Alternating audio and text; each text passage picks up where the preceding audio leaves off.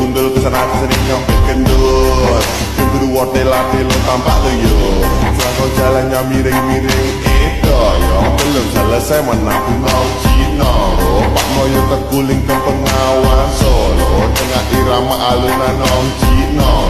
Pak Moyo pulang jalannya ke Loyoran.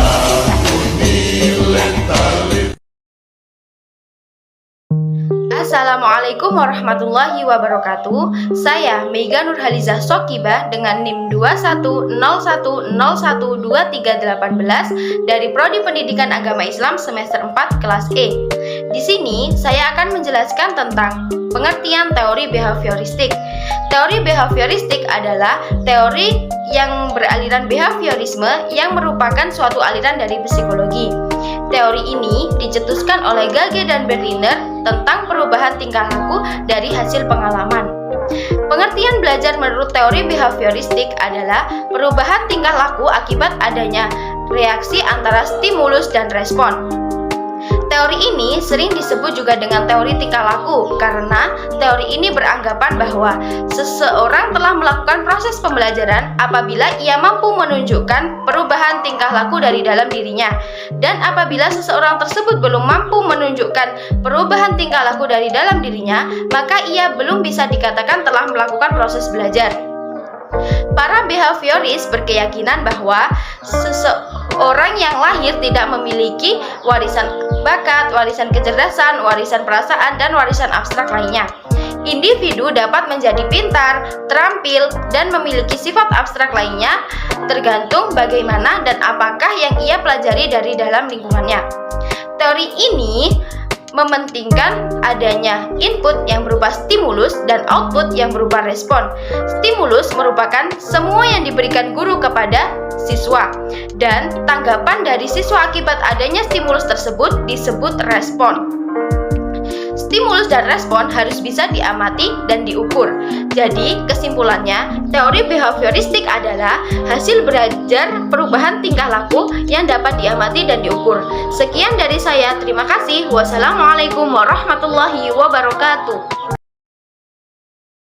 Hai everyone, perkenalkan nama saya Laila Rahma Mirda dari Prodi PAI kelas 4E dengan NIM 21010-12321. Di sini saya akan melanjutkan dari Mega menjelaskan tentang teori behavioristik menurut pakar atau ahli.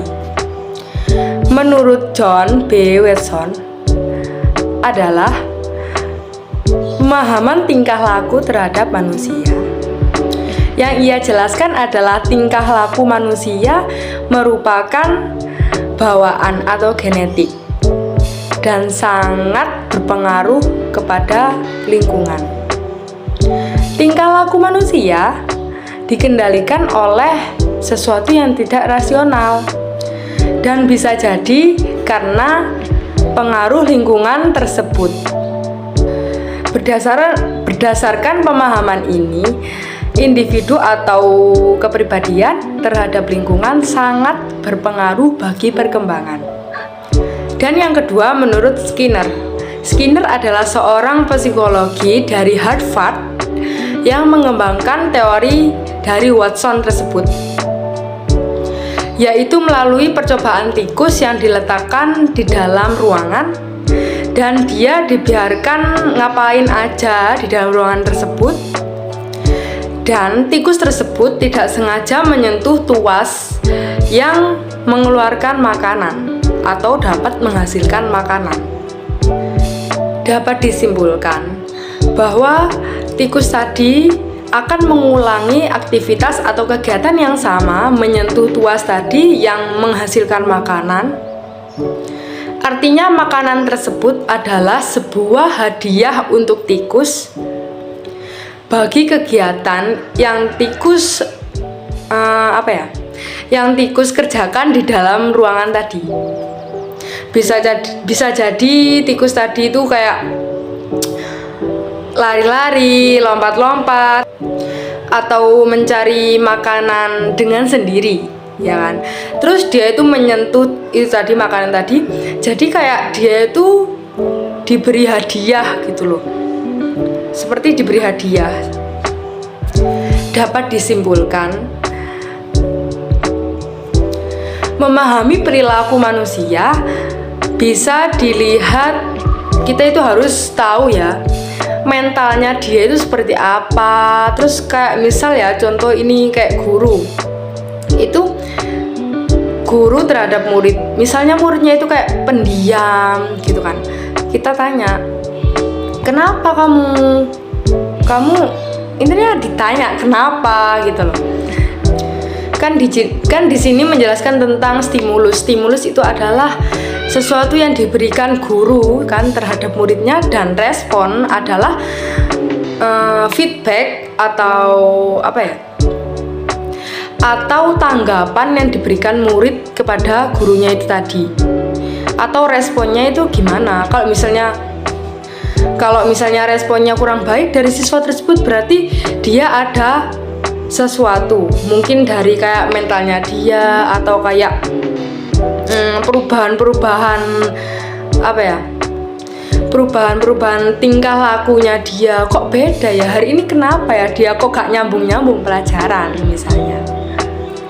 Yang ketiga, menurut Pavlov menjelaskan bahwa mengembangkan teori tentang perilaku dengan percobaan, ini percobaannya itu tentang anjing dan air liurnya.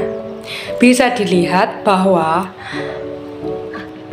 anjing dapat dilatih mengeluarkan air liurnya bukan karena makanan aja. Misal ini percobaannya Pavlov sendiri ya. Misal aku membunyikan lonceng atau bel. Nah, anjing tersebut akan menyamperin kita, dan dia sangka itu wah ada makanan di situ, gitu kan.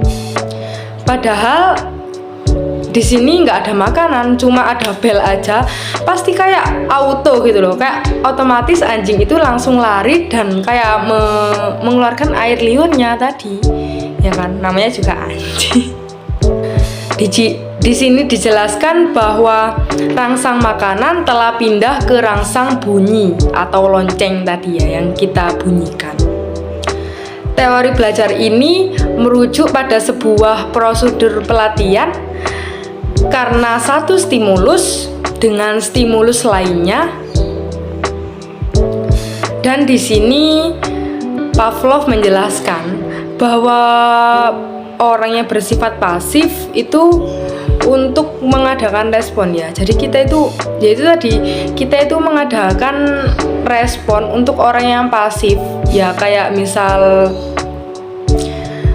kayak di kelas itu hanya dijelaskan saja. Lah itu tuh kamu disuruh untuk membuat latihan atau pekerjaan rumah, atau kamu menjelaskan kayak ya makalah kayak gini nih. Jadi siswa itu tidak pasif. Karena di teori behavioristik ini kurikulum itu sudah terstruktur ya, dan terstruktur dan tersusun rapi sehingga siswa tinggal mempelajarinya. Soalnya di teori behavioristik ini memandang bahwa pengetahuan itu tetap tidak berubah, ya hanya itu kayak paten gitu loh. Jadi kayak misal 1 tambah 1 hasilnya 2, hanya itu saja. Padahal menurut Pavlov di sini tuh harus penguatan metodenya itu menggunakan hukuman atau hadiah. Ya misal kayak nggak gini-gini aja gitu loh, kayak pembelajaran itu nggak gini-gini aja, nggak dijelaskan, misal murid duduk dijelaskan terus ya udah pulang gitu. Tapi di sini ada kayak misal ada yang terlambat dihukum, terus ada yang bisa menjawab kuis atau soal, dia diberi hadiah, atau disebut mimetik, yaitu yang menuntut peserta didik untuk mengungkapkan kembali isi pengetahuan yang dia pelajari. Sekian. Assalamualaikum warahmatullahi wabarakatuh. Perkenalkan, nama saya Hizbul Hakim Maula. Saya dari Prodi Pendidikan Agama Islam kelas 4E atau semester 4 kelas E dengan NIM 2101012381. Nah, pada kesempatan kali ini saya akan menjelaskan tentang kekurangan dan kelebihan teori behaviorisme. Nah, teori behaviorisme memiliki beberapa kelebihan. Yang pertama yaitu pendidik atau pengajar tidak banyak-banyak memberikan ceramah atau lebih kepada contoh-contoh dan praktek, agar sebagai pelajar kita lebih bisa memahami karena lebih banyak praktek. Nah, yang kedua yaitu bahan pembelajaran disusun secara hierarki, maksudnya disusun dari yang simpel sampai yang kompleks. Nah, yang ketiga yaitu bahan pembelajaran atau tujuan pembelajaran disusun atau dibagi menjadi bagian-bagian kecil yang ditandai dengan suatu pencapaian tertentu. Nah, yang keempat yaitu menggunakan pengulangan dan pelatihan, dalam artian memperbanyak pengulangan-pengulangan dalam teori tersebut atau pembelajaran tersebut agar kita sebagai pelajar lebih memahami karena sudah terbiasa melakukan hal tersebut. Assalamualaikum warahmatullahi wabarakatuh. Saya Muhammad Izar Zakaria dari kelas 4E dengan NIM 2101012290 akan menjelaskan tentang aplikasi teori belajar behavioristik dalam pembelajaran. Aplikasi teori behavioristik dalam kegiatan pembelajaran tergantung dari beberapa hal seperti tujuan pembelajaran, sifat materi pembelajaran, karakteristik pembelajaran, dan media serta fasilitas pembelajaran yang tersedia.